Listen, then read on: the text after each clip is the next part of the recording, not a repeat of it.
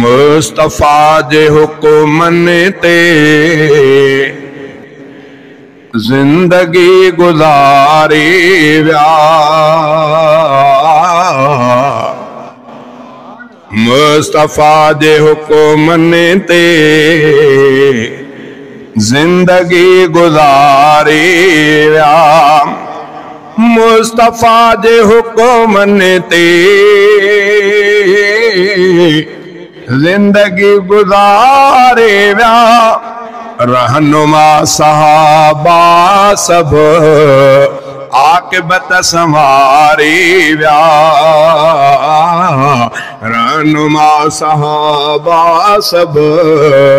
आक़िबत संवारी व्या बणजी वया नमूनो बाकी सारी उम्मत ले बणजी वया नमूनो बाकी सारी उम्मत ले खुद हली शरीयत ते कौम के सुधारी व्या खुद हली शरीयत ते कौम के सुधारी व्या रहनुमा सहाबा सब आक़िबत संवारी व्या रात जो मुसल्ले ते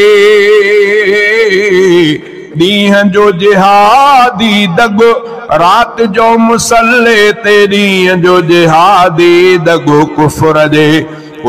जे तकबुर के फूक सां उॾारी व्या कुफर जे तकबुर के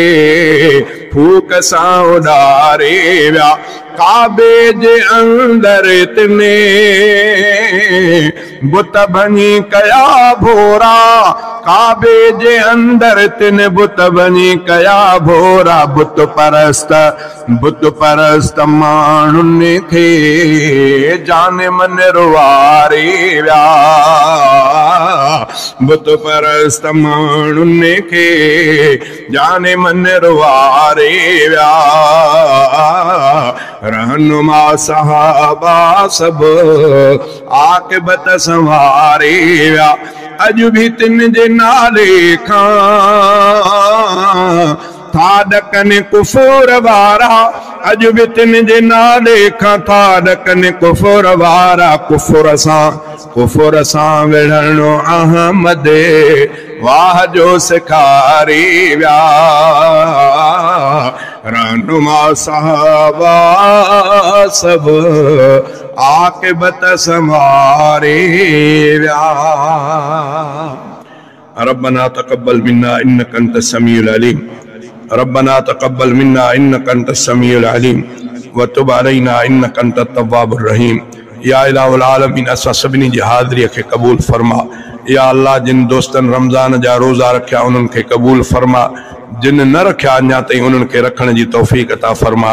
या इलाहुल आलमीन जिन दोस्तन अॼु इफ्तार जो प्रोग्राम कयो उन्हनि जे माल इज़्ज़त औलाद में रिज़्क़ में बरकत अता फरमा या अल्लाह जेके मरीज़ उन्हनि खे शिफ़ा कामिला आजिला अता फरमा जेके ज़रूरतमंद आहिनि उन्हनि जूं जाइज़ ज़रूरतूं पूरियूं करण फरमा या अल्लाह या रहमान या रहीम या अल्लाह असांखे रमज़ान जूं सभई भलायूं नसीब फरमा जानो न जानो तू त जाने तो असांखे सभई रमज़ान जूं भलायूं नसीब फरमा रब्बना आतिना फिद दुनिया हसनतम व फिल आखिरति हसनतम व क़िना अज़ाबन नार व अदखिलनल जन्नत मअल अबरार या अज़ीज़ या गफ़्फ़ार या रब्बल आलमीन अल्लाहुम्मा सल्लि व सल्लिम अला नबिय्यिना मुहम्मद व अला आलिहि व अस्हाबिहि व अहलि बैतिहि व अज़वाजिहि अजमईन बिरहमतिका या अरहमर राहिमीन ला इलाहा इल्लल्लाह मुहम्मदुर रसूलुल्लाह सल्लल्लाहु अलैहि